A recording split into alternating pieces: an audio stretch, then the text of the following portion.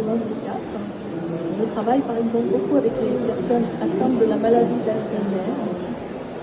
Je vais vous donner l'exemple de Cécile, 95 ans, qui donc était toujours enfermée sur elle-même, se repliait ainsi et s'isolait complètement. Et donc un jour, toujours en musicothérapie réceptive, je lui ai mis la Marseillaise en version rap. Et puis là, Cécile a commencé à faire un mouvement de la tête pour dire non, ça va pas. Donc je lui ai demandé que se passe-t-il? Qu'est-ce qui se passe? Et puis elle a levé la tête. Alors tout ça, ça dure un certain temps. Quand on est dans le monde de la musicothérapie, eh bien ça prend du temps, le temps de la personne. Elle a ouvert les yeux, elle s'est redressée. Donc déjà, moi, mon objectif qui est de créer du lien et de la communication est déjà là. Parce qu'on communique autrement que par le verbe.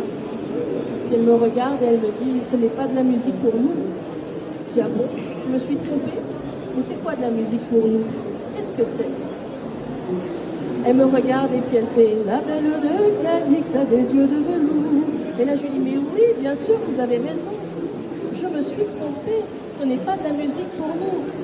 Alors que s'est-il passé en tant que musicothérapeute? Je lui ai rendu sa place de communicant et j'ai trouvé le bon canal pour communiquer ensemble. Voilà ce à quoi ressemble la musicothérapie. Maintenant, j'utilise les applications de musicothérapie dans le monde de l'entreprise, dans le monde associatif. Et là, la différence, c'est que je vais être dans la consigne et répondre à des objectifs définis tels que se mettre en mouvement, se mettre en relation, être créatif, être dans l'imagination. Donc toutes ces applications, ces objectifs vont me permettre de mettre en place des exercices pour pouvoir répondre à ces objectifs.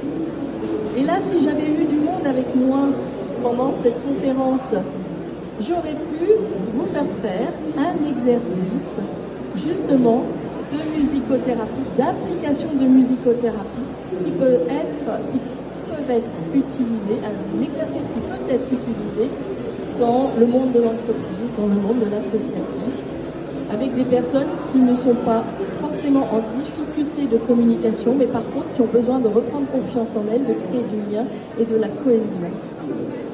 Alors n'hésitez pas à venir me voir, je suis sur le